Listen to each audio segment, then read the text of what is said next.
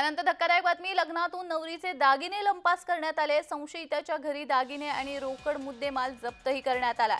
फरार आरोपीचा शोध सुरू आहे। धुळे तालुक्यामधील विंचूर येथे लग्नामधून नवरीचे दागिने आणि 20,000 रुपयांची रोकड चोरी झाली होती। या प्रकरणी संशयिताच्या घराची झडती घेतली असता 66,000 रुपयांचे सोन्याचे दागिने आणि 20,000 रुपयांची रोकड असा एकूण 86,000 रुपयांचा मुद्देमाल हस्तगत करण्यात धुळे तालुका पोलिसांना यश आलेलं आहे।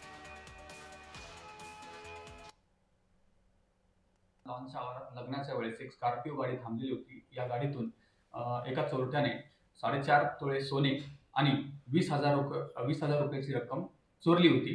त्यानुसार आम्हाला माहिती मिळताच आम्ही पोलीस अधीक्षक श्रीकांत धिवरे सर, त्यानंतर ॲडिशनल एस पी साहेब किशोर काळे आणि SDPO साहेब भांबरे सर यांना ही माहिती दिली। त्यांच्या मार्गदर्शनानुसार आम्ही कामास लागलो। तपासाची सूत्रे जलदगतीने हलण्यास सुरुवात झाली। आरोपीच्या घराची झडती घेतली असता आम्हाला आरोपीच्या घरी हा पूर्ण मुद्देमाल आढळून आला।